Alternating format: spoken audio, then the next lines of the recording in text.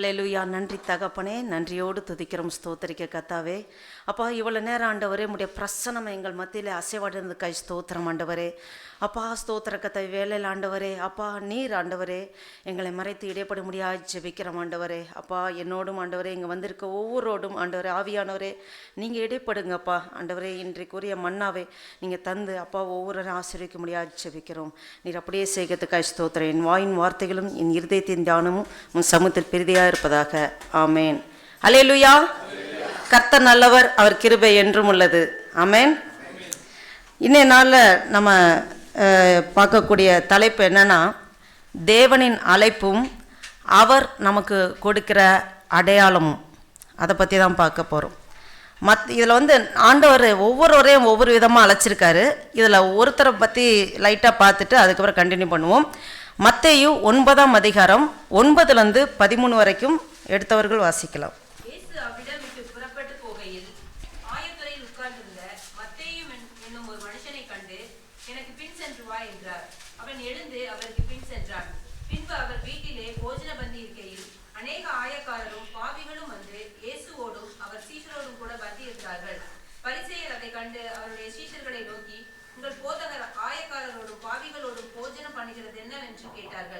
இயேசு அதை கேட்டு, பிணியாளிகளுக்கு வைத்தியம் வேண்டியதே அல்லாமல் சுகமுள்ளவர்களுக்கு வேண்டியதில்லை, பலியை அல்ல இரக்கத்தையே விரும்புகிறேன் என்பதின் கருத்து இன்னதென்று போய் கற்றுக்கொள்ளுங்கள். நீதிமான்களை அல்ல பாவிகளையே மனம் திரும்புகிறதற்கு அழைக்க வந்தேன் என்றார். ஆமென். அல்லேலூயா. மத்தேயு ஆயத்துறையில் உட்காந்துருக்காரு. அவனை பார்த்தது இயேசு என்ன சொல்கிறான்னா, எனக்கு பின் சென்று வா அப்படின்னு சொன்னதுமே அவன் உடனே எல்லாத்தையும் விட்டுட்டு அவருக்கு பின் சென்று போகிறாப்புல. இப்போ நம்மையும் டெய்லி யாராவது ஏதாவது ஒரு விஷயத்துக்கு அழைப்பாங்க இல்லையா? நம்ம வீட்டிலையும் சரி, வேலை ஸ்தலத்துலையும் சரி, ஒவ்வொருத்தர் ஒரு விதமாக அழைப்பாங்க. ஆனால் ஒருத்தங்க அழைக்கிறாங்கன்னா ஏதோ ஒரு வேலை செய்கிறதுக்கா, அந்த வேலை செஞ்சு முடிச்சதும் திரும்ப நம்ம அவங்க கூடவே பின்னாடியே போயிட்டுருக்கோமா? இல்லை, அந்த டைம் முடிஞ்சதுமே கிளம்பி போயிடுறோம். ஆனால் ஆண்டவர் அழைக்கிற அழைப்பு அது தற்காலிகமானதா இல்லை நிரந்தரமான அழைப்பாங்கிறத மத்தேயு நல்லா அறிஞ்சிருந்தாப்புல.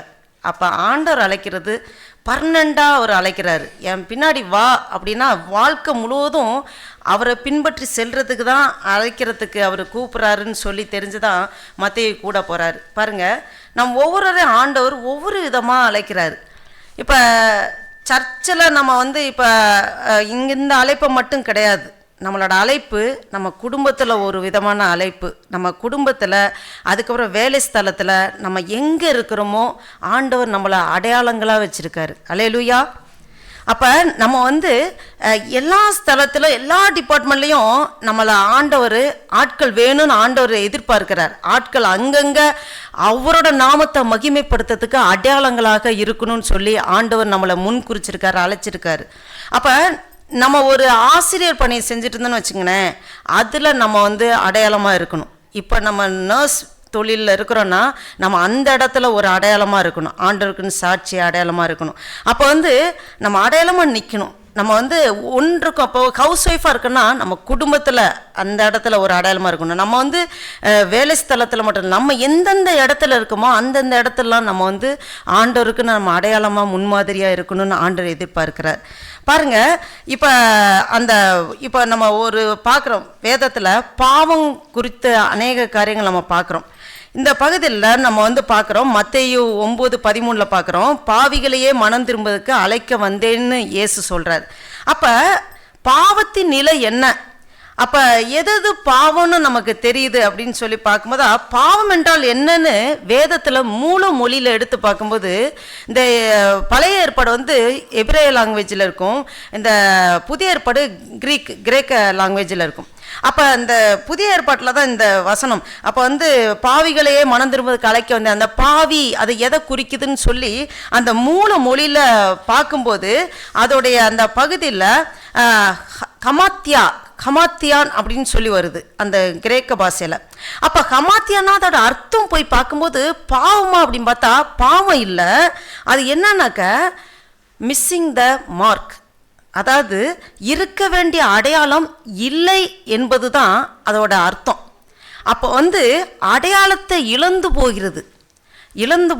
அடையாளத்தை இழந்து போகிறது தான் அதோட இது. அப்போ எது பாவம்னா, கடவுள் கொடுத்த அடையாளத்தை நாம் இழந்து போனோம் என்றால் அதுதான் பாவம் அப்படின்னு சொல்லப்பட்டிருக்கு.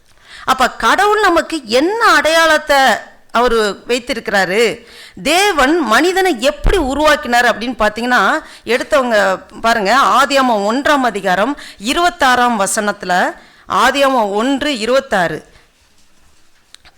பின்பு தேவன்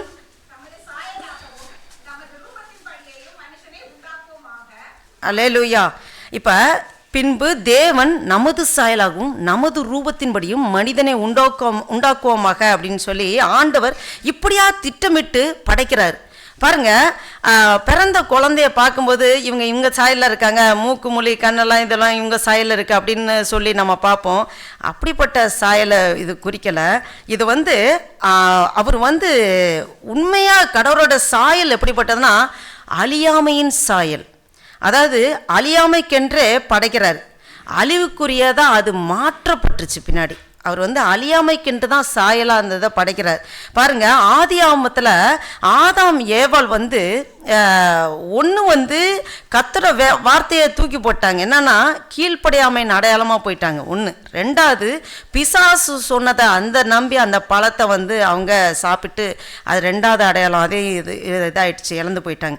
இப்போ பாருங்க, அப்போ இன்று பாவத்தின் பெருக்கம், இந்த பாவம் என்ன செய்யறதுன்னா, நம்ம இயல்பை அப்படியே அந்த நார்மல் நேச்சரான இயல்பை மூடிருச்சு.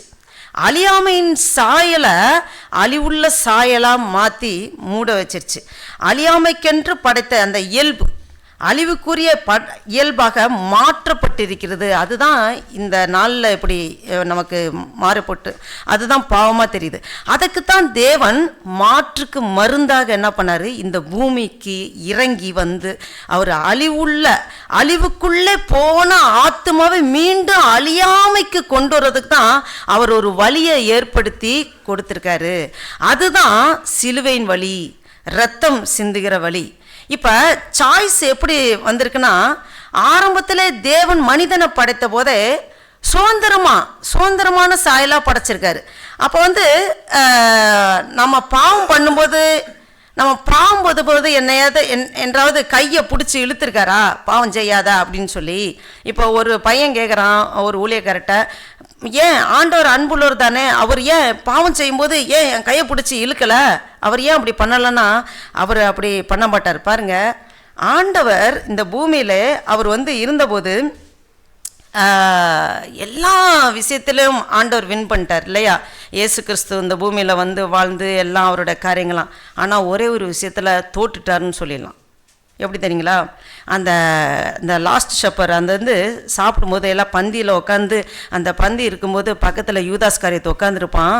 அப்போ அவன் சொல்கிறான், அவன் காட்டி கொடுக்க போகிறான், நீ செய்கிறத சீக்கிரமாக செய்யின்னு அந்த ஒரு காரியம் நடக்குது இல்லையா. அப்போ ஆண்டவர் என்ன சொல்லிக்கணும், ஏன் உட்கார்றா, என்ன காட்டி கொடுக்க போறியா, நீ உனக்கு என்ன தைரியம் இருக்குது அப்படின்னு சொல்லி ஆண்டவர் அரட்டினாரா? அந்த இடத்துல அரட்டல. அடுத்து பார்த்தா அவர் ஏன்னு கேட்கல, நீ செய்கிறத சீக்கிரமாக போய் செய்யி அப்படின்னு தான் சொல்கிறாரு. ஏன்னா இயேசு போக விடாமல் இழுத்து பிடிச்சி வைக்கலை. அவர் அந்த சுதந்திரம், மனுஷனுக்கு அந்த சுதந்திரம் இருக்குது, ஃப்ரீடம் இருக்குது. நல்லது எது தீமை எது எல்லாமே மனுஷனுக்கு தெரிஞ்சிருந்து அந்த ஃப்ரீடத்தை ஆண்டவரே கொடுக்குறாரு.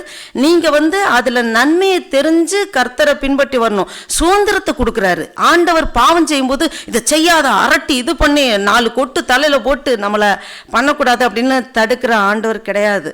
பாருங்க, பாவம் என்று தெரிந்த போது கடவுள் வேண்டாம் வேண்டாம்னு சொல்லுவார். இப்போ நம்ம ஒரு பாவம் செய்யும்போது உள்ளத்தில் உணர்த்தப்படுவோம், பாவம் வேணாம் செய்யாத அதையும் மீறி செய்ய ஆரம்பிச்சா அப்படியே சைலண்ட் ஆயிடுவார். அதுதான் அப்போ அந்த சாய்ஸ் வருது. இப்போ என்னுடையது, இதுதான் கடவுளோட சுதந்திரம். பாருங்க, இதுதான் உங்களிடம் என்னிடமும் இருக்கு. அதனால தான் கடவுள் நம்மோட பேசி ஒரு முடிவை மாற்றுறதுக்கு அவர் சொல்றாரு. என்னன்னா, இப்போ பாவத்தின் நிலை என்னவென்றால், அழியாமைக்கென்று படைத்த அந்த அடையாளத்தை அழிவுக்கென்று அதை அழிவுக்கென்று உட்படுத்துவதுதான் பாவத்தின் நிலை. அதுதான் பிசாசு செய்கிற வேலை. அப்போ அழியாமைக்குள்ள இதை நம்ம இழந்து போகிறதுக்கு அழிவுள்ள ஒரு இதை பிசாசு அதை மூடி மறைச்சிடுறான். அப்போ பாருங்க, ஹமாத்தியா அப்படின்னா எந்த அடையாளத்தை இழந்து நிற்கிறீங்களோ அது பாவம் அப்படின்னு சொல்லப்படுகிறது. எடுத்தவங்க வாசிங்க, பிலிப்பியர் 3ஆம் அதிகாரம் 20-21 வசனங்கள். பிலிப்பியர் குடியிருப்போ பரலோகத்தில் இருக்கிறது, அங்கே இருந்து கர்த்தராய் இருக்கிற இயேசு கிறிஸ்து என்னும் ரட்சகர் வரை எதிர்பார்த்து காத்துக் கொண்டிருக்கிறோம். அவர் எல்லாவற்றையும் தமக்கு கீழ்ப்படுத்திக் கொள்ள தம்முடைய வல்லமையான செயலின்படியே நம்முடைய அற்பமான சரீரத்தை தம்முடைய மகிமையான சரீரத்திற்கு ஒப்பாக மறுரூபப்படுத்துவார். அல்லேலூயா. அதனாலதான் அவர் தம்முடைய வல்லமை பயன்படுத்தி புது வழியை போட்டு கொடுத்திருக்காரு நமக்கு. அப்ப இதுவரையில வழி இல்லாம இருந்த நமக்கு ஒரு வழியை கொடுத்துட்டாரு. அப்ப நம்ம இனிமே அவர் காட்டின வழியில் நம்ம நடக்கணும். நடப்பது நம்மேல் விழுந்த கடமை. அப்ப அழைப்பை பற்றி பார்த்தோம். இந்த அழைப்பில் நம்ம எல்லாம் வேதத்தில் நிறைய எல்லாரும் அழைச்சிருக்க. வருத்தப்பட்டு பாரம் சுமக்கிற நீங்கள் எல்லாரும் வாண்டிருங்க, என்னோட வாருங்கள், நான் இளைப்பாறுதல் தருவேனும் பொதுப்படையான அழைக்கிறாரு, தனிப்பட்ட முறையில் அழைக்கிறாரு. நம்ம ஒவ்வொருவரையும் ஒவ்வொரு விதமாக அழைச்சிருக்காரு. நம்ம எங்கோ பிறந்து எங்கோ வாழ்ந்த நம்மளை ஒவ்வொரு சூழ்நிலையில் ஒவ்வொருவருக்கும் ஒவ்வொரு அனுபவங்கள் இருக்குது. ஃபஸ்ட்டு ஆண்டவர் அழைப்பு அந்த இதை நம்ம யாரும் மறந்து போகிறதில்ல. அப்போ பாருங்க அந்த அழைப்பை பற்றி. இப்போ அந்த அழைப்பில் நம்ம எவ்வளோ டீப் நம்ம இருக்கணும் அப்படிங்கிறதான் ஆண்டவர் இந்த காரியங்கள் இப்ப பேசிக்கொண்டிருக்கிறார். அப்ப என் பலவீனத்துல என் பாவம் நான் செய்யும் போது அந்த அவர் அவர்கிட்ட நம்ம கிட்ட வர்றதுக்கு நம்ம என்ன பண்ணணும்? இப்ப 2 கொரிந்தியர் 3ஆம் அதிகாரம் 18ஆம் வசனத்துல பார்த்தனா, நாம் எல்லாரும் திறந்த முகமாய் கர்த்தருடைய மகிமையை கண்ணாடியிலே காண்கிறது போல கண்டு ஆவியாய் இருக்கிற கர்த்தரால் அந்த சாயலாகத்தானே மகிமையின் மகிமை அடைந்து மறுரூபம் அடைகிறோம். அல்லேலூயா. அப்ப நம்ம ஒவ்வொரு நாளுக்கு நாள் நம்ம அவரோட சாயல்ல நம்ம மேன்மை அடைஞ்சிட்டே வரணும். நம்ம மறுரூபம் ஆகணும். அப்ப ஆவியான நம்மை கொஞ்சம் கொஞ்சமா அந்த பலத்துக்குள்ளே நம்ம கூட்டி கொண்டு போக வல்லவராயிருக்கிறார். ஆமென். அப்ப பாருங்க, அப்ப ஆண்டவர் நம்மை உணர்வுள்ள அடையாளமாக நம்மளை மாற்றுகிறார். அப்ப இதுல எபேசியர் எடுத்துங்க. எபேசியர் 4ஆம் அதிகாரம் 24ஆம் வசனம். எல்லாருமே எடுத்துங்க. எபேசியர் 4ஆம் அதிகாரம் 24ஆம் வசனம். அதுல எடுத்தவங்க வாசிங்க.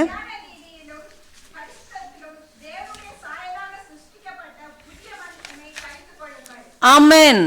நாம் கடவுளின் சாயலாக இருக்கிறேன், கடவுள் என்னை அழைத்திருக்கிறார் என்றால் அவருடைய நீதி, அவருடைய பரிசுத்தம் நமக்கு வெளிப்படணும். பாருங்க, அதற்காக தான் நம்ம அழைத்து கொண்டே அவர் இருக்கிறாரு. இப்போ வெளியே போகிறோம், உலகத்தை பார்க்குறோம்.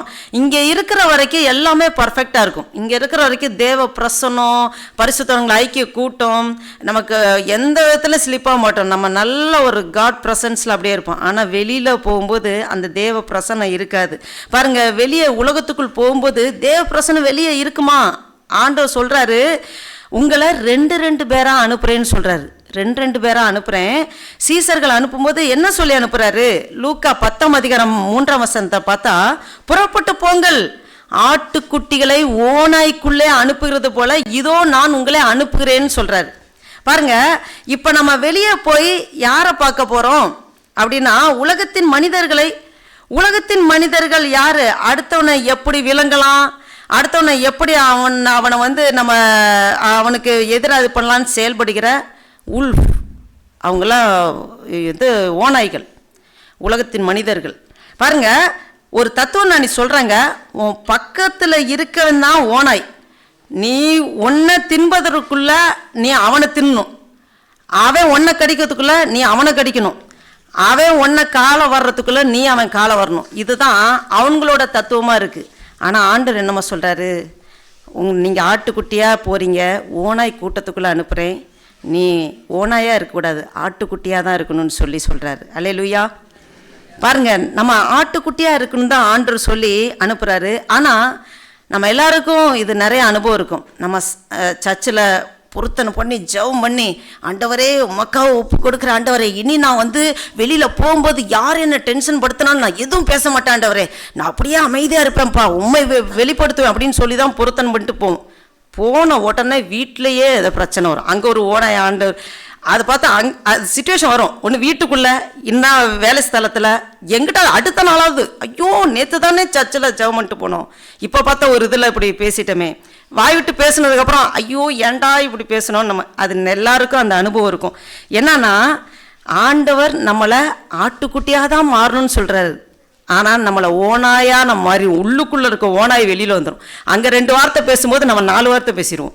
அப்புறம் போச்சா, அதுக்கப்புறம் நம்ம ஆட்டுக்குட்டியாக எங்கே ரிஃப்ளெக்ஷன் காமிக்கிறது, ஓனாயை காமிக்கிற மாதிரி ஆயிடும்.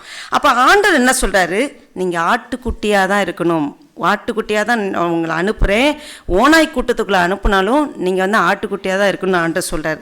அப்போ வந்து நம்ம ஆண்டவருக்கு நம்ம அடையாளமாக இருக்கணும், ஆண்டவருக்கு சாட்சியாக இருக்கணும். அப்போ அதான் குடும்பத்தில் உறவுகளில் நம்ம எந்த சூழ்நிலை, இப்போ நம்ம கணவன் மனைவி உறவுலையும் சரி, குழந்தைங்கள் இதுலேயும் சரி பார்த்தீங்கன்னா நம்ம வந்து அன்பை பயன்படுத்தணும். இப்போ காலையில் ஸ்கூலுக்கு பையனை கிளப்பணும், தூங்கிட்டு இருக்கான், அன்பே என் கண்மணியே எழுந்திருப்பா, இன்னும் கொஞ்ச நேரத்துக்குள்ளே வண்டி வந்து பாம்பம்னு அடிக்கும், நீ எழுந்திரு கண்ணு, போய் குடிமா குளிமா எந்திரிமான்னு இப்படியே பேசுவோம். எந்திரம், இது உனக்கு அறிவுலையே வச்சுக்கிறேன், தண்ணி எடுத்து ஊற்றுறான்டா மேலே அப்படின்னு அப்படி சொல்லுவோம். அப்படி இது சொல்லும்போது பக்கத்தில் இருக்கிற ஹஸ்பண்டு வேகமாக எழுந்திரிச்சு ஐயோ நம்ம மேலே தண்ணி ஊற்றிடுவாங்க, எழுந்திரிச்சு ஓடிடுவாங்க. அப்படிலாம் நடக்கும். இதில் வந்து நேச்சர், இது வந்து நமக்கு இயல்பான நடக்கிற அன்றாட வாழ்க்கை. நம்ம வந்து அன்பை பயன்படுத்தணும்ன்ற சொல்கிறேன். அப்போ நம்ம அன்பாக பேசி நம்ம அனுசரணையாக நம்ம டீல் பண்ணும்போது அந்த கல்லான இருதயமும் மாற்றப்படும். நம்ம வந்து எந்த விதத்துலேயும் நம்ம ஆட்டுக்குட்டியாக தான் இருக்கணும்னு ஆண்டவர் சொல்கிறார். அதை தான் ஆண்டவர் சாட்சி, அந்த அடையாளம் நம்ம வீட்லேயும் அடையாளத்தை நம்ம வந்து அதை மெயின்டைன் பண்ணணும். அப்போ வந்து நம்ம அப்படிப்பட்டதான் ஆண்டவர் நம்மக்கிட்ட எதிர்பார்க்கிறார், அந்த சாட்சியை எதிர்பார்க்கிறாரு. பாருங்கள், நம்ம ஜெபம் பண்ணுறோம், இப்போ ஆண்டவர் சொல்கிறாரு. இப்போ ஆண்டவர் எடுத்துக்கங்க, ஆண்டவர் வந்து ஆட்டுக்குட்டியாக இருந்தாரா இல்லை ஓனாயாக எங்கேயாவது இது பண்ணாரா? இப்போ சிலுவையில் அடித்து தொங்க விட்டாங்க. ஆண்டவர் சொல்றாரு, பிதாவே பாருங்க இந்த தாடிக்காரனை விட்டாதீங்க பிதாவே, இவனுக்கு மரண தண்டனை கொடுக்கணும், இவனு பகல பாதளத்தில் தூக்கி போடுங்க அப்படின்னு ஆண்டவர் சொன்னாரா? இல்லை, எல்லாரும் யாரையும் விட்டாதீங்க ஆண்டவரே, பிதாவே இவர்கள் எல்லாம் தூக்கி எல்லாம் என்னை படாத பாடுபடுத்திட்டாங்க அப்படின்னு சொல்லி ஆண்டவர் சொன்னாரா? அப்படி இல்லை. பிதாவே இவர்களுக்கு மன்னியும், தாங்கள் செய்கிறது இன்னதென்று அறியாதிருக்கிறார்கள்னு சொல்லி அவர் வந்து ஆட்டுக்குட்டி சுபாவத்தை வெளிப்படுத்துகிறாரு. ஆண்டவர் இன்றைக்கு ஆட்டுக்குட்டியாக தான் நம்முடைய திட்டத்துக்கு அவரோட திட்டத்துக்கு நம்மளை அழைச்சிருக்காரு. அப்போ நம்ம வந்து செயல்படுத்துறது நமக்கு ப்ராக்டிக்கலாக நிறையா விதத்தில் கஷ்டமாக தெரிய மாதிரி இருக்கும். அதை நம்ம வந்து ஆண்டவருக்கு நம்ம ஒப்பு கொடுக்க அந்த சுபாவத்தை மாற்ற ஆண்டவர் வல்லவராக இருக்கிறார். ஆவியானவர் நமக்கு உதவி செய்வார். அப்போ நம்ம எண்ணங்களிலிருந்து பல செயல்கள் உருவாகுது, அதுதான் மனமாற்றம் என்று சொல்லப்படுகிறது.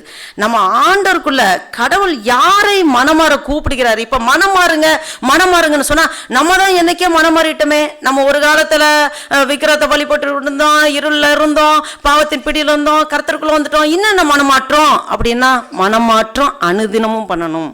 நம்ம அன்றாட வாழ்க்கையில் நிறைய காரியங்கள் மனம் மாறுதல் வேண்டும். பாருங்க, எதில் மனமாற்றம், ஏதோ பாவத்தை விட்டு ஓடி வர்றதில்லை. மனமாற்றம் எதில் இருக்குன்னா நன்மைத்தனத்தின் பெருக்கம். நம்ம நன்மை செய்ய செய்ய அந்த மனம் மாறப்படும். என்னன்னா இன்று பாவத்தை பற்றி அதிகமாக பேசிட்டு இருக்கோம். பாவம் பாவம் பாவம், ஐயோ பாவம் செய்யக்கூடாது, இந்த பாவம் செய்யக்கூடாது, இந்த பாவம் செய்யக்கூடாதுன்னு 10 தடவை பார்ப்போம், 11 தடவை அந்த பாவத்தை பண்ணிடுவோம். அது வந்து நேச்சராகவே அப்படி நடக்கிற ஒரு சூழ்நிலைக்கு தள்ளப்படுற மாதிரி ஆயிரும். அதனால தான் ஆண்டவர் நமக்கு இன்னொரு வழியை காண்பிச்சு கொடுக்குறாரு. என்னன்னா ஆதியாகமம் 4ஆம் அதிகாரம் 7ஆம் வசனம் எடுத்து வாசிங்க. ஆதியாகமம் 4ஆம் அதிகாரம் 7ஆம் வசனம்.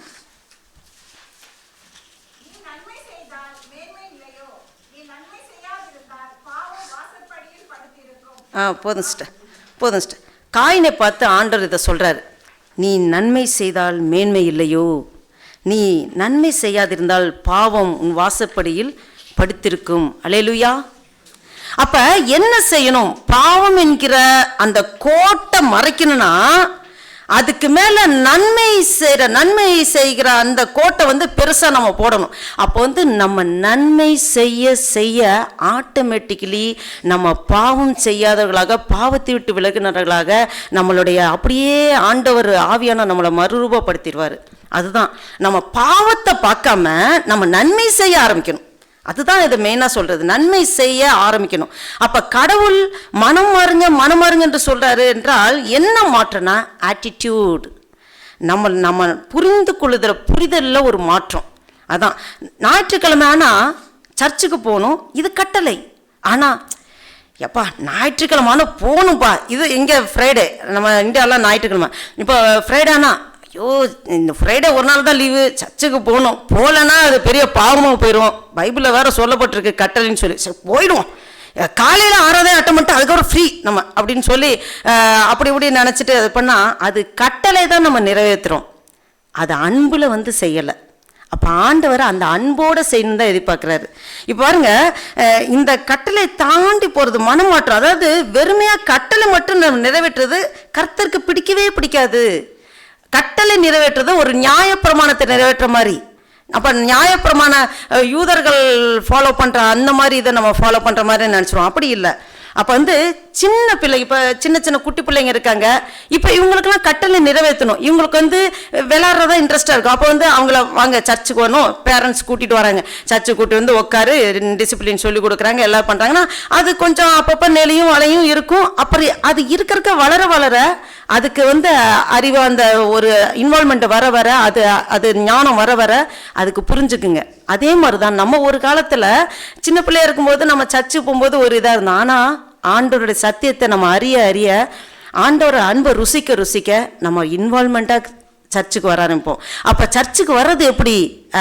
நேரத்துக்கு முன்னாடியே 7 மணிக்கு ஆண்டவர் இருக்காருன்னா முன்னாடியே ஒரு 10 நிமிஷம் முன்னாடியே வந்து உட்காரணும்னு அந்த வாஞ்ச இருதயத்தில் தாகம். ஏன்னா ஒரு வாரமாக ஆண்டவர் என்னை எப்படி பாதுகாத்தாரு, எல்லா திங்குக்கு விலைக்கு பாதுகாத்தாரு, எல்லா தேவைகளை சந்திச்சாரு, ஆண்டவர் என் கூட இருந்து நடத்தினாரு, நல்ல பேலன்ஸ் சுகத்தை தந்தாரு. நான் ஆண்டவரை துதிப்பேன், ஆராதிப்பேன். கர்த்தர் ஆலயத்துக்கு செல்வோம் வாருங்கன்னு ஃபஸ்ட்டு ஸ்டார்டிங்கில் பிரியாஸ்டர் மூலமாக ஆண்டவர் பேசின அந்த வசனம், அதை வந்து உண்மையுமே அது சந்தோஷமாக நம்ம ஒவ்வொருவரும் அந்த சந்தோஷத்தை ஆண்டவர் எதிர்பார்க்குறாரு. கட்டளை நிறைவேற்றுறது, ஐயோ ஃப்ரைடேனா போகணும், போயானுமே வேற இல்லைன்னா பாவமாக போயிடும், போய் தொலைஞ்சிருவோன்னு சொல்லி அப்படி போகிறது இல்லை. நம்ம இருதயத்தின் ஆழத்தை காண்கிற தேவன். மனிதன் வெளிப்புறத்தை பார்க்கிறான், இருதயத்தின் ஆழத்தை காண்கிற தேவன். அப்போ இருதயத்தில் நம்ம எப்படி சிந்தையில் நம்ம இருக்கிறோம் அப்படின்னு தான் தேவன் வந்து நம்ம ஒவ்வொருவரையும் ஆராய்ந்து அறிகிறதா இருக்கார். இப்போ கணவன் மனைவியை எடுத்துங்களேன், கட்டளை நிறைவேற்றணும். அதாவது உடல் சார்ந்த அன்பு இல்லை, உள்ளம் சார்ந்த அன்பு. அதுக்கு மேலே ஒரு கணவன் மனைவி அந்த அன்பு வந்து அது இது வந்து கட்டளை. கணவன் மனைவி மேலே அன்பாக இருக்கணும், மனைவி கணவரோட எல்லா கருத்து கீழ்ப்படிந்திருக்கு, அது கட்டளை. ஆனால் அது கட்டளையாக இருக்கு, ஐயோ இந்த வசனத்துக்கு கீழ்ப்படியணுமே இல்லைன்னா பாவமாக போயிருமே அப்படின்னு நினைக்காம உண்மையாக இருதயத்திலேருந்து அன்பு செலுத்தும் போது அதுதான் ஆண்டவர் எதிர்பார்க்குறாரு. அதுதான் அடையாளமாக நம்ம அங்கே இருக்கிறோம், அந்த குடும்பத்தில் நம்ம சாட்சியாக இருக்கிறோம். அப்போ பவுல் பார்க்குறீங்கன்னா, எக்ஸாம்பிள் பவுல் எடுத்திங்கன்னா, பவுல் சொல்கிறாரு, நானும் ஒரு காலத்தில் நியாய பிரமாணத்தை சட்டத்தை தூக்கிட்டு ஓடினேன் தான். ஒரு காலத்தில் சட்டம் சொல்லுது, சட்டத்தின்படி யார் இந்த கடவுள் மேலே அதாவது அவன் வந்து அவ்வளோ கடவுள்லாம் அப்படி வெறித்தனமாக இருந்தான். அந்த சட்டத்தை நியாய பிரமாணத்தை ஃபாலோ பண்ணுறது. யாருப்பா இந்த ஏசுன்னு சொல்லிக்கிட்டு ஒரு கூட்ட ஜனங்க ஏசுன்னு பின்னாடி இது பண்ணுறாங்க, அடிச்சு கொள்ளுங்கடலாம், ஜெயிலில் போடுங்கன்னு சொல்லி அவன் வைராக்கியமாக அப்படி இருந்த ஆளு தான் பவுல். பாருங்க, அவன் வந்து ரொம்ப வைராக்கியமாக இருந்தான். அவன் வந்து சட்டம் நியாயப்பிரமாணம் சொல்கிறது அந்த வந்து கரெக்டாக ஃபாலோ பண்ண ஆள். ஆனால் அவன் வந்து எத்தனையோ பேரை, இப்போ கூட நிறைய பேர் தேவன் அறிஞ்சு இயேசு கிறிஸ்துவோட வழியில் நடக்கிறவங்கள எதிர்க்கிறவங்க நிறைய பேர் இருக்காங்க. பவுலும் அந்த மாதிரி தான் இருந்தான். ஆனால் இயேசுவை பார்க்காத வரை, இயேசுவை பார்த்ததுக்கப்புறம் அவன் இருதயம் தொடப்பட்டுச்சு. அந்த தமஸ்கு ரோட்டில் போகும்போது பவுல் வந்து இயேசுவை தரிசிக்கிறார். அது வந்து அதுபோல் இன்று நாம் சட்டத்தில் தான் வந்து அந்த சட்டம், அதுக்கப்புறம் அந்த அன்புக்குள்ளே போகணும்னு சொல்லி முழுமையாக ஆண்டவர் உண்மையாக நேசிக்க ஆரம்பித்தான். அந்த ஆண்டவரோட அன்பு அவனோட நெருக்கி ஏவுனதுக்கப்புறம், இப்போ நம்ம கல்யாண உறவு எடுத்திங்கன்னா, மேரேஜ் ஆகும்போதே சர்ச்சில் அந்த இன்பத்திலும் துன்பத்திலும் நமக்கு நிறையா அதெல்லாம் சொல்லியிருப்போம். ஆனால் அதை மறந்துடுவோம். தாழ்விலும் துக்கத்திலும், அதாவது நம்ம வந்து மரணம் நமக்கு பிரிக்கிற வரைக்கும் நம்ம பிரியாது இருக்கணும், நிறையா பிரமாணத்தில் நம்ம சொல்லியிருப்போம், அதை மறந்துருப்போம். ஆனால் நம்ம உண்மையாக அந்த அன்பு காமிக்கணும். பிள்ளைகள் வளர்ப்பில் அந்த உண்மையாக அந்த வந்து வாயின் வார்த்தைகள் நிலைப்படுத்துகிறது. பிள்ளைங்க சிலது ரொம்ப அவங்க வந்து பண்ணுற அட்டமன்சி எல்லாம் பார்க்கும்போது ரொம்ப இதாக இருக்கும். நம்ம வாயின் வார்த்தையில் நாயை பிசாசை ஏதாவது அப்பெல்லாம் பேசிடவே கூடாது. அது வந்து நம்மளுடைய அன்பு, அன்பினால் உருவான ஒரு இது.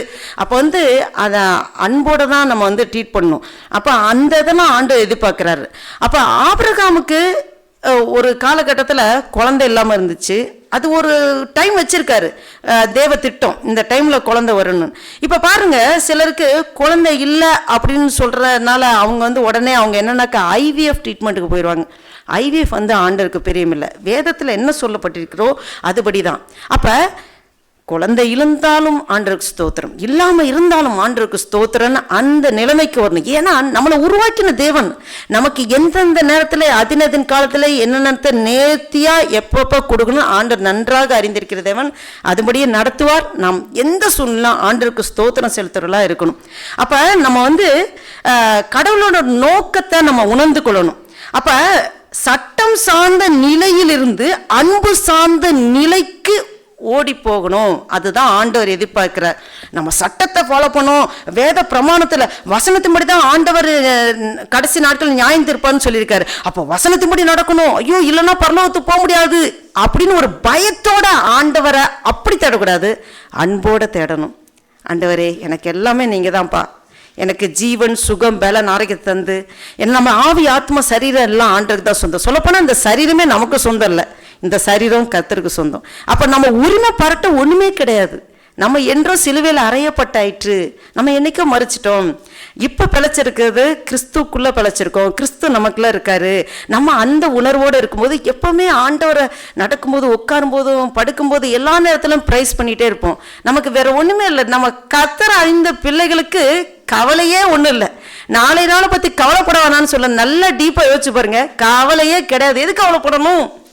ஆண்டவர் அனுதினமும் நம்மளை நடத்திட்டு இருக்காரு, நேர்த்தியா நடத்துறாரு, அழகா நடத்துறாரு, அற்புதமா நடத்துறாரு. நம்ம கேட்டா கொஞ்சம் தான் கேட்போம். கர்த்தர் அவர் கொடுக்கணும்னு நிறைய கொடுப்பாரு. அப்ப முதலாவது தேவன் ராஜ்யத்தை நீதியும் தேடும்போது இவளோட கூட கொடுக்கப்படும் சொன்னது என்னன்னா, அதை உணர்ந்து அனுபவிச்சு நம்ம அதை ஃபாலோ பண்ணணும்னு வச்சுங்களேன், அதுதான் மேன்மை. பாருங்க, இயேசுவை பார்க்காத வரைக்கும் பவுலுக்கு தெரியல. அப்ப சட்டம் தான் பெருசுன்னு சட்டத்தை தூக்கிட்டே ஓடினான் பவுல். பாருங்க, நம்முடைய அடையாளம் மாறணும். பேதுரு இப்ப பாருங்க, இயேசுவை பவுல் வந்து இயேசுவை பார்த்ததுக்கு அப்புறம் என்னாக்கா அந்த சட்டத்தை கடந்த அன்பு ஒன்று அவனுக்கு பவுல் வந்து அதை உணர்ந்து கொண்டான். அல்லேலூயா. இப்ப நம்ம கடவுளோட சட்டம் என்னன்னு பார்க்கணும். கடவுளோட சட்டம் என்ன? அவர் கடவுள் என்றால் அவர் ஒரு பரலோகத்தில் ஹெவனில் அப்படியே அந்த இடத்துல தான் இருப்பாங்க, அப்படியே அந்த ப்ரெசன்ஸில் அப்படியே இருக்கிற அந்த சட்டத்தை உடைச்சு ஆண்டவர் மனுஷனாக இறங்கி வரணுங்கிறது எந்த மதத்திலுமே சொல்லலை எக்ஸப்ட் கிறிஸ்டியானிட்டி. பாருங்க, கிறிஸ்தவத்தில் தான் கடவுள் இறங்கி மனுஷனுக்காக அவர் வந்து தம்மையே முழுவதுமாக ஒப்பு கொடுத்து அவர் வந்து நம்ம மேல வச்ச அன்பு.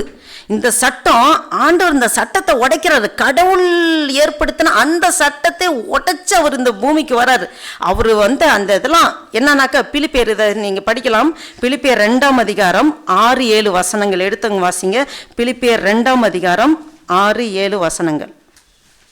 அவர் தேவனுடைய ரூபமாயிருந்தும் தேவனுக்கு சமமாயிருப்பதை கொள்ளையாடின பொருளாக எண்ணாமல் அல்லேலூயா தம்மை தாமே வெறுமையாக்கி அடிமையின் ரூபம் எடுத்து மனுஷர் சாயலானார். ஆமென். அல்லேலூயா, அல்லேலூயா. கடவுள் வந்து அந்த சட்டம் இல்லாம அன்புக்குள்ளே போய் நமக்காக இறங்கி வராரு. அப்ப வந்து ஆண்டவர் இப்படித்தான் நம்ம பின்பற்ற வேண்டும் தான். ஆண்டவர் எப்படி ஃபாலோ பண்ணி நமக்கு ரோல் மாடல் அவர் தான். நம்ம வந்து மனுஷனை ரோல் மாடலாக வச்சா விழுந்து போயிடுவோம். நம்ம வந்து கடவுள் அவர் வாழ்ந்தே காமிச்சிருக்காரு. இந்த பூமியில் 33 வருடங்கள் வாழ்ந்திருக்காரு. எப்படி வாழணும், எப்படி நடக்கணும், அவர் தான் நமக்கு ரோல் மாடல். அழகா நம்ம அவரோட அடிச்சுவடுகளை ஃபாலோ பண்ணி போனால் நம்ம வேற எந்த விதத்தில் ஸ்லிப் ஆகவே மாட்டோம். அப்போ ஆண்டவர் அதுதான் அவர் வாழ்ந்து காமிச்சிருக்காரு. அவரு நமக்காக இறங்கி வந்து அந்த அன்பின் நிமித்தமாக அவர் சட்டத்தை உடைச்சு அவர் பண்ணுறாரு. அப்போ நம்முடைய அடையாளம் மாறணும். இப்போ பேதுரு பாருங்க, ஆண்டவரை மறுதளிச்சான் இல்லைங்களா? பேதுரு ஆண்டவர் மறுதளிச்சான். அப்போ அதன் பிறகு அவனோட மாற்றம் எப்படி இருந்துச்சு பார்த்தா, இனிமே ஆண்டவரை மறுதளிக்கவே மாட்டேன், நான் வீட்டை விட்டு வந்துட்டேன்னா நான் யார்கிட்டையும் எதுவும் சொல்ல மாட்டேன், மறுதளிக்க மாட்டேன், நான் வீட்டுக்குள்ளே இருக்கிறேன் அப்படின்னு சொன்னானா? இல்லை. அவன் அப்பதான் எல்லாத்துட்ட போய் அறிக்கையிட்டு இயேசுவே ஆண்டவர், இயேசுவே கிறிஸ்துன்னு சொல்லி எல்லா இடத்துல அறிக்கையிட்டு அவன் அந்த அளவுக்கு அவன் வந்து அவனுடைய அடையாளத்தை வெளிப்படுத்தினான். பாருங்க, அவனுக்குள்ள மனமாற்றத்தை அவன் வெளிப்படுத்தினான். பாருங்க, ஆண்டவருக்காக செய்யாத காரியத்தை செய்து நன்மைகள் வழியாக நீங்கள் ஆண்டவருக்காக சாட்சியா இருப்பது, அது ஆண்டவர் எதிர்பார்க்கிறார். இப்படிப்பட்ட ஆட்கள் தான் ஆண்டவருக்கு தேவை. ஆண்டவர் நம்மளை அடையாளமாக வச்சிருக்காரு. நம்ம வேலை ஸ்தலத்தில், குடும்பத்தில், நம்ம ஃப்ரெண்ட்ஸ் சர்க்கிளில், நம்ம வந்து தெரிஞ்சவங்க தெரியாதவங்க எல்லாரும் முன்பும் நம்மக்கிட்ட கொஞ்ச நேரம் பேசினாலே பழகினாலே இவங்ககிட்ட கொஞ்சம் பேசினா மனசுக்கு ஆறுதலாக இருக்கே, சந்தோஷமாக இருக்கே அப்படின்னு ஒரு உணர்வு வருதா? அந்த உணர்வு எதனால் வருதுன்னா, நமக்குள்ளே கிறிஸ்து இருக்கிறத வெளிப்படுத்துகிறோம். நம்ம வந்து அதை வெளிப்படுத்துகிறதா இருக்கணும். நம்ம கடத்தி விடுகிறவர்களாக இருக்கணும். நம்ம பெருமை பாராட்ட ஒன்றுமே இல்லை. நம்ம ஒன்றுமே நத்திங். நம்ம ஒரு களிமண், அவர் குயவன், அவருடைய கையில் இருக்க களிமண். களிமண் பெருமை பாராட்ட என்ன இருக்குது? ஆண்டவர் வந்து ஒரு ட்ரா பண்ணுறாருன்னா, அந்த ட்ரா பண்ணுறதுக்கு ப்ரஷ்ஷை வச்சு ட்ரா பண்ணுறாருன்னா அந்த ட்ரா பிக்சர் அழகாக வந்துடுது. உடனே அந்த ப்ரஷ்ஷு, என் ப்ரஷ்ஷு நான் தான் இது பண்ணேன், அதனால தான் இவ்வளோ இதாக அழகாக வச்சுன்னு ப்ரஷ்ஷு பெருமை பாராட்ட எதாக இருக்கா? ஒன்றுமே கிடையாது. நம்ம ஒன்று நத்திங். ஆண்டவர், நம்ம கிறிஸ்து நமக்குள்ளே இருக்கிறத நம்ம வெளிப்படுத்துறவங்களா இருக்கணும். அந்த சாட்சி அடையாளமாக இருக்கணும். ஆண்டவர் அதுதான் எதிர்பார்க்கிறாரு. ஆண்டவர் சொல்கிறாரு, எதுலேருந்து எதற்கு நம்ம தாவணும். இப்போ வந்து ஒரு 2 கேட்டகரி பீப்புள்ஸ் இருக்காங்க. பக்தி உள்ளவர்கள், அடுத்து வந்து சீஷர்கள். பக்தி உள்ளவர்களாக நம்ம இருக்கிறோமா இல்லை சீஷர்களாக இருக்கிறோமா அப்படி பார்க்கணும். இப்போ பாருங்க, பக்தி உள்ளவர்கள் வந்து சர்ச்சில் வருவாங்க. அவங்க ஏதோ ஒரு சைடு உக்காந்துட்டு, ஆண்டவரே எனக்கு அது கொடுங்க, இது கொடுங்க, எனக்கு இது வேணும், அது வேணும், அவங்களுடைய ஃபுல்லாக அப்ளிகேஷன் போட்டு எல்லாம் எழுதி இது பண்ணி இதை கடைசியில் சைன் மட்டும் பண்ணிடுங்க, ஆண்டவரே இதெல்லாம் நீங்கள் நிறைவேற்றி தரணும். ஆண்டவருக்கே அவங்க வந்து அட்வைஸ் சொல்லுவாங்க, அந்த மாதிரி ஆலோசனையும் கொடுப்பாங்க. அவங்க வந்து பக்தி உள்ளவர்கள். பக்தி உள்ளவர்கள் நிறைய பேர் இருப்பாங்க, கோடான கோடி பேர் இருப்பாங்க. ஆனால் சீசர்கள் கொஞ்சம் பேர் தான் இருப்பாங்க. எண்ணிடலாம், 12 பேர், 72 பேர், 120 பேர், இப்படி தான் சீசர்களை எண்ண முடியும். ஆண்டவர் சீசர்களாக தான் எதிர்பார்க்குறார் உங்களை என்னையும். பாருங்க, சீசர்கள் என்பவர் ஆண்டவரோட இருதயத்தின் ஏக்கம், இருதயத்தின் துடிப்பு. என்னுடைய இருதயத்தின் துடிப்பாக இருக்கட்டும் ஆண்டவரே. ஆண்டவரே, உம்முடைய பாரம் என்னுடைய பாரமாக இருக்கட்டும் ஆண்டவரே. ஆண்டவர் தான் சொல்கிறாரு, வருத்தப்பட்டு பாரம் சுமக்கிறீர்களே, நீங்கள் எல்லோரும் என்னிடத்தில் வாருங்கள், நான் இளைப்பாறுதல் தருவேன். என்னுடைய சுமை லெவுகா இருக்கும், அதை நீங்கள் ஏற்றுக்கொள்ளுங்க. உங்களுடைய சுமையை இறக்கி வைங்க, என்னுடைய சுமையை ஏற்றுக்கொள்ளுங்கன்றாரு. அப்போ அவருடைய சுமை என்ன, அவரோட பாரம் என்ன, அவருடைய இருதய துடிப்பு என்ன? அழிந்து போகிற ஆத்துமாக்களுக்காக திறப்பில் நின்ற கதறுகிற ஆத்துமாக்களை ஆண்டவர் எதிர்பார்க்கிறார். நம்ம அழிந்து போகிற ஆத்துமாக்கள், ஒவ்வொரு ஆத்துமா விலையேற பெற்றது. ஆண்டவர் அதுக்காக தான் அவர் வருகையை தாமதித்து கொண்டிருக்கிறார். அப்போ அவரது இருதய துடிப்பு, அது ஏக்கம். அப்போ எப்படி நம்ம அறிஞ்சுக்கணும்?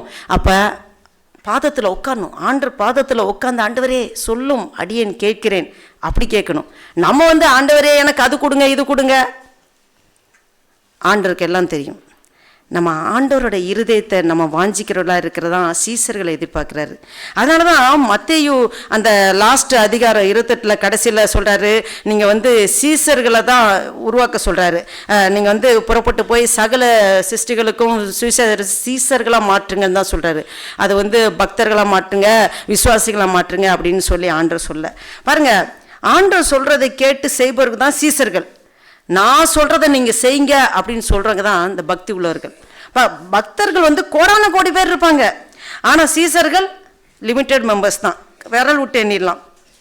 அப்போ பக்தர் கோடிகள் எண்ண முடியாது. எந்த நிலையில் இருக்கிறோம் நம்ம ஆராய்ந்து பார்க்கணும். அல்லேலூயா. அப்போ நீங்கள் எப்படி சீசத்துவத்தை ஏற்றுக்கொள்ள போகிறீங்க அப்படின்னு நம்ம ஒவ்வொருவரும் நம்மளே ஆராய்ந்து பார்க்கணும். நம்ம சீஷர்கள், ஆண்டவரே இனி நாம் எப்படி இருந்தோமோ, இது வரைக்கும் எப்படி இருந்தோமோ தெரியாது. ஆனால் ஆண்டவரே, இனி ஆண்டவரே எல்லாத்தையும் நீங்கள் என் வாயில் சொல் பிறவா முன்னே நீங்கள் அறிந்திருக்கிற தேவன். எனக்கு என்ன தேவைன்னு ஆண்டருக்கு தெரியும், எல்லாத்தையும் அறிந்திருக்காரு. இந்த தலைமயிர்கள்லாம் எண்ணப்பட்டிருக்கான். நமக்கு அந்த அளவுக்கு அவர் வந்து ரொம்ப கரிசனை உள்ள தேவன் நம்ம மேலே. அதனால் அவருக்கு எல்லாமே தெரியும். அப்போ இந்த உலகத்தில் நம்ம எடுத்து வைக்கிற ஒவ்வொரு அடியிலும் சீசத்துவத்தின் அடையாளத்தை காமிக்கணும். எபேசியர் 4 அதிகாரம் 24 பார்ப்போம். மெய்யான நீதியிலும் பரிசுத்தத்திலும் தேவனுடைய சாயலாக சிருஷ்டிக்கப்பட்ட புதிய மனிதனை தரித்துக் கொள்ளுங்கள் அப்படின்னு பார்க்கிறோம். அப்ப நம்ம கடவுளின் சாயலில் இருக்கிறோம். அப்படி இருக்கும்போது மெய்யான நீதியிலும் பரிசுத்தத்திலும் நம்முடைய சுபாவம் வெளிப்பட வேண்டும். அப்ப வந்து கணவன் மனைவி அன்பு செய்வது நீதி. அப்ப மனைவி கணவரா அன்பு செய்வது நீதி. அப்ப பிள்ளைகள் நல்ல காரியம் நம்ம சொல்லி கொடுப்பது அது நீதி. அப்ப வந்து ஒரு டீச்சர் எடுத்துட்டீங்கன்னா ஃப்ரண்ட்ல ஒரு 10 பேர் நல்லா படிக்கிற பிள்ளைங்க, லாஸ்ட்ல ஒரு பையன் எழுத படிக்கவே வராது. ஆனா அந்த 10 பிள்ளைங்க நல்லா சொல்லி கொடுத்து 100 மார்க் 100% மார்க் எடுக்கிறதுக்கு ஹார்ட் ஒர்க் பண்றது நீதியா, இல்ல பின்னாடி இருக்கிற ஒரு பையன் எழுத படிக்கவே தெரியாது அவனுக்கு ஒரு 40-50 மார்க் கொடுத்து பாஸ் ஆக்கி வைக்கிறது நீதியா? அப்போ பின்னாடி உள்ள பையனை நல்லா இது பண்ணி பாஸ் ஆக்கி வைக்கிறதான நீதி. அப்போ அப்படி செய்கிறவர்களாக இருக்கணும் நம்ம வந்து. அதுதான் ஆண்டவர் எதிர்பார்க்கிறாரு. அப்போ வந்து பாருங்க, இன்னைக்கு வந்து வேலை செய்கிற இடத்துல நம்ம வந்து பார்த்தோன்னா நம்ம அடையாளமாக சாட்சியாக இருக்கணும். நம்ம கடமைக்கு வேலை செய்கிறோம் ஓகே அப்படின்னு சொல்லி இல்லாமல், இப்போ பேங்க்கில் பார்த்தீங்கன்னா பேங்க்கில் வேலை செய்கிறவங்க பயங்கரமாக அவங்க வேலையை செஞ்சுட்டு இருப்பாங்க. ஒரு வயசான ஒரு சலான் எடுத்துகிட்டு வந்து எப்படி ஃபில் பண்ணுறவங்க கூட தெரியாது, தடவிட்டு இருப்பார். அப்போ வந்து அவங்க அந்த பேங்க்கில் நம்ம வேலை செய்கிறவராக இருந்தால் போய் அவங்களுக்கு ஹெல்ப் பண்ணணும். ஐயா உங்களுக்கு என்ன வேணும், என்ன உதவி செய்யணும், அந்த கரிசனை. அதுதான் ஒவ்வொரு அடிச்சுவடுகளையும் அடையாளத்தை நம்ம வெளிப்படுத்துறவர்களாக இருக்கணும். அடிச்சுவடுகள் ஒவ்வொரு மூமெண்ட்லையும் ஒரு செகண்டில் கூட ஆண்டோட அடையாளத்துலேருந்து நம்ம ஸ்லிப் ஆகக்கூடாதுன்னு ஆண்டவர் எதிர்பார்க்குறாரு. அப்போ நம்ம எடுத்து வைக்கிற ஒவ்வொரு அடியிலும் உண்மையாக சவாலாக இருக்கும். நம்ம உலகத்தில் பார்த்தோன்னா எல்லாம் சவாலான காரியங்கள் தான், அநேக காரியங்கள் நடக்கும்.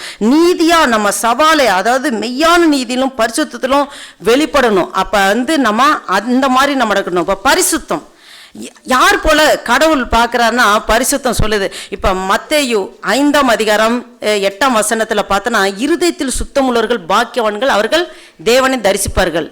பரிசுத்தம் உள்ளவர்கள், அப்போ தேவனை யார் தரிசிப்பாங்க? இருதயத்தில் சுத்தம் உள்ளவர்கள். அப்போ இருதயத்தில் சுத்தம் எப்படி இருக்குன்னா, ஆண்டவர்கிட்ட உருகி வேண்டனால சுத்தம் வராது. நம்ம வந்து ஆண்டவரே கத்தாவே கத்தாவேன்னு கூப்பிட்டனால சுத்தம் வராது. அது வசனம் சொல்லப்பட்டிருக்கு மத்தேயு 7ஆம் அதிகாரம் 24-25. அதில் பார்த்தாக்க நம்ம 22ல் பார்த்தோன்னா, கர்த்தாவே கர்த்தாவே நீங்கள் கூப்பிட்றீங்க, ஆனால் கர்த்த சொல்கிற வார்த்தைப்படி நீங்கள் செய்யாமல் இருக்கிறீங்க அப்படின்னு சொல்லி சொல்கிறார். அப்போ வந்து ஆண்டவர் வார்த்தையின்படி செய்கிறவங்க கண்மலை மேல் கட்டப்பட்ட வீடாக இருக்கிறாங்க. அவங்க வந்து எந்த புயல் அடித்தாலும் காற்று மழை அடித்தாலும் அது இடிந்து போகாது. ஆனால் மணலி மேல் கட்டப்பட்டங்க, அதாவது கர்த்தரோட வார்த்தையின்படி செய்யாதிருக்கிறவர்கள் மணலி மேல் கட்டப்பட்டவர்கள். பெரும் வெள்ளம் வந்தாலும் புயல் வந்தாலும் மழை அடித்தாலும் அது இடிந்து போயிடும் அப்படின்னு சொல்லி ஆண்டவர் சொல்றார். அப்போ வந்து இன்னொன்று பார்த்தீங்கன்னா, யாக்கோபு 2ஆம் அதிகாரம் 26ஆம் வசனம், ஆவி இல்லாத சரீரம் செத்ததா இருக்கிறது போல கிரியை இல்லாத விசுவாசமும் செத்ததா இருக்கிறது. அப்ப கிரியை வேண்டும். அப்ப ஆண்டவர் வார்த்தையின்படி சொல்ற என்ன செயல்பாடு, கிரியை ரொம்ப முக்கியம். நம்ம செயல்படுத்துகளா இருக்கணும். ஆண்டவர் அந்த வசனத்தின்படி நம்ம நடக்கிறவர்களா இருக்கணும். லூக்கா 8ஆம் அதிகாரம் 21, டைம் ஆகிறதுனால நான் வேகமாக போகிறேன். லூக்கா 8ஆம் அதிகாரம் 21ஆம் வசனத்தில் இயேசு இப்படி சொல்கிறாரு, தேவனுடைய வசனத்தை கேட்டு அதன்படி செய்கிறவர்களே எனக்கு தாயும் எனக்கு சகோதரமாக இருக்கிறீர்கள் என்று சொல்கிறாரு. ஆண்டவர் இந்த செயல்பாடுகளை குறித்து தான் வேதத்தில் அநேக காரியங்கள் அநேக இடத்துல பார்க்குறோம். ஆண்டவர் வசனத்தை கேட்டு செய்கிறவர்கள். அப்போ வந்து நம்மளுடைய செயல்பாடுகள் ஆண்டோடைய பரிசுத்தம், இதுக்கும் ஒரு தொடர்பு இருக்குது. என்னன்னா தூய்மை. அதாவது அந்த தூய்மை எப்படி இருக்குன்னா, லூக்கா 11ஆம் அதிகாரம் 41ஆம் வசனத்துல, உங்களுக்கு உண்டானகளில் பிச்சை கொடுங்கள் அப்போது சகலமும் உங்களுக்கு சுத்தமா இருக்குன்னு சொல்லி சொல்றாரு. அப்ப பிச்சை கொடுக்கணும், அப்படி கேட்கறவங்களுக்கு பிச்சை கொடுக்கறது வந்து அது கிடையாது. கேட்காமலே அவங்க சூழ்நிலை உணர்ந்து கொடுக்குறாளா, அதுதான் தர்மம். ஆண்டவர் சொல்றாரு, மனுக்குலம் பாவத்துல நிறைஞ்சிருக்கு, அவங்களுக்கு தெரியல, பாவம் செஞ்சுக்கிட்டு கிடக்குறாங்க, அதுக்கு என்ன விமோச்சனம் கேட்கறது கூட தெரியல மனுக்குலத்துக்கு. ஆண்டவர் அதை பார்த்து தான் மனுக்குலம் கேட்காமலே அவரே இறங்கி வந்து தன்னையே ஜீவபலியாக ஒப்பு கொடுத்து, சிலுவையில் அவரே தன்னை ஒப்பு கொடுத்து கடைசி சொட்டு ரத்த வரைக்கும் நமக்காக சிந்தி அவர் தன்னை வெளிப்படுத்தினார். அவர் வந்து மனுக்குலம் கேட்கல, அவர் தன்னையே தானாக வந்து கொடுக்குறார். அதான் தர்மம் பாருங்க. அதுதான் அந்த அன்பை தான் இன்று உங்களோடும் என்னோடும் ஆண்டவர் கேட்டுக்கொண்டிருக்கிறார். நாம் எடுத்து வைக்கிற ஒவ்வொரு அடிச்சோடுகளும் ஆண்டவரோட அடையாளத்தை, ஆண்டவர் நமக்கு கொடுக்குற அடையாளத்தை நாம் பிரதிபலிக்கிறவர்களாக இருக்க வேண்டும். நாம் சாட்சியாக இருக்க வேண்டும். நாம் அழைத்த கர்த்தர் அழைத்தவர் உண்மை உள்ளவர், அவர் மரணம் வரைந்து நம்மை நடத்துக வல்லவராக இருக்கிறார். ஆண்டவர் தாமே இந்த செய்தியை ஆசீர்வதிப்பாராக. ஆமென்.